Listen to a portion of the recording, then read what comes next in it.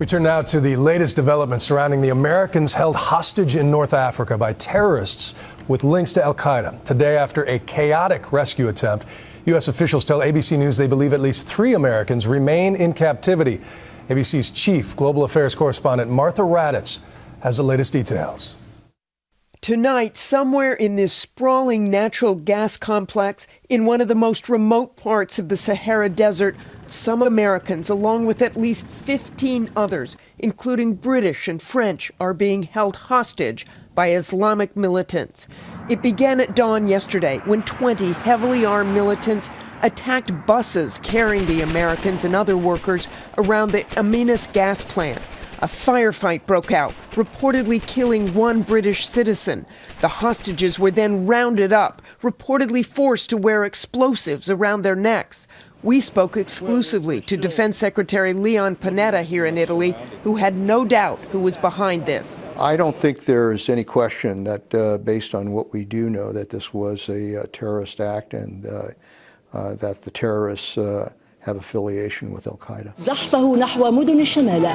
But tonight, the situation is even more dire after the Algerian military tried to rescue the hostages in a raid that clearly went terribly wrong.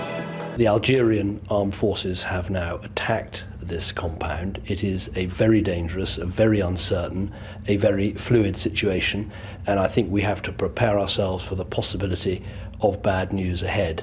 The Algerian military operations began this morning. With no warning to the U.S. or British, the Algerians moved in with helicopters, fearing, they say, that the militants were trying to escape.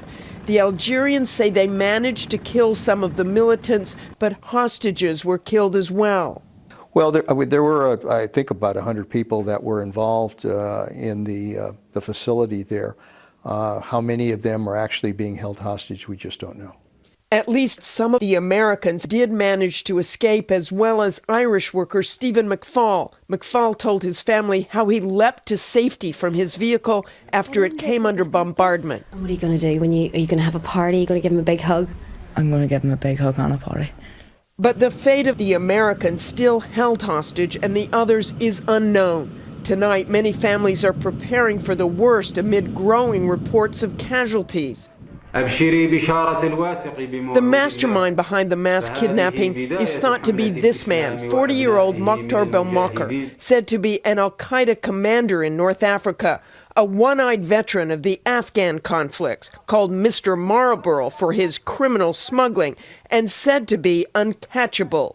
The militants say they attacked the complex in retaliation for a French-led assault in neighboring Mali.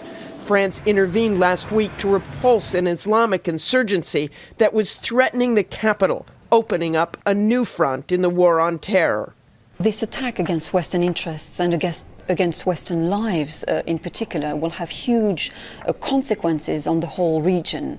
The global war on terror, which has so far focused on countries like Iraq and indeed Afghanistan, is now shifting in Africa. One jihadist leader warned that the French action had opened the gates of hell. There is no proof of the link, but many believe it is not a coincidence. It's a direct consequence of the French intervention in the ongoing crisis in Mali. Algeria has openly supported the French intervention, and it seems that it's a revenge attack against such a support. But in this complex tonight in Algeria, the situation is far from over.